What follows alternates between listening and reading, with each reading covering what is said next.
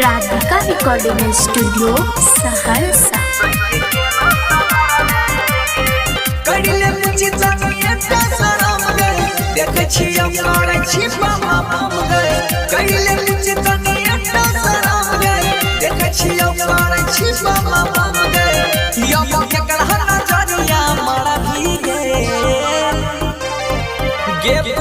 तोहर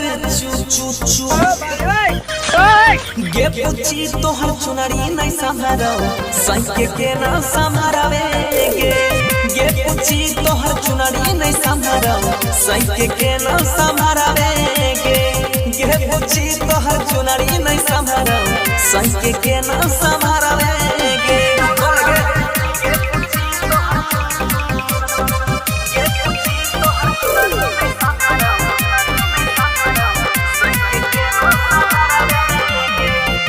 बिगड़ गेलही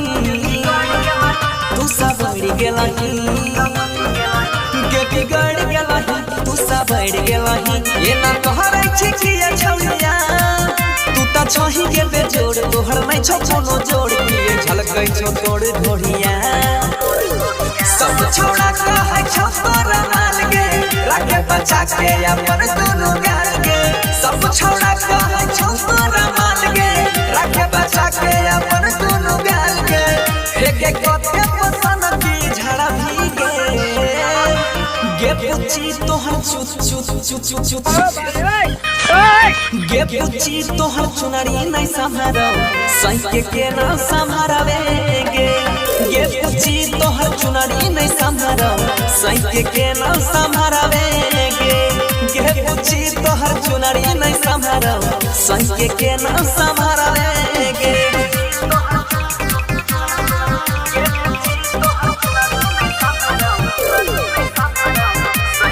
प्रेजेंटेड बाय क्यूस एंटरटेनमेंट। गाचा कत छही गे गाचा कत छही गे गाचा कत छही गे गाचा कत छही गे बड़ा निमन छही एक पीस के बिजली के तारे ना मुसकी नहीं मार तोड़ा देखिए के बढ़ी जाय छै खीस बनसी धारा का हो ना ने बहक गई सरवन सुजीत संग ये ना ने चाहक गई बनसी धारा का हो ना ने बहक गई राजा सुशील संग ये ना ने चाहक गई ई जवानी बोले कहां गरा भीगे गे पूछी तोहर गे पूछी तोहर चुनरी नहीं संभारो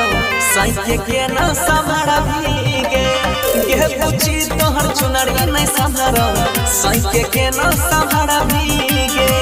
गे पूछी तोहर चुनरी नहीं संभारो सही के ना संभारवी रिकॉर्डिंग बाय सुजीत सहरसा।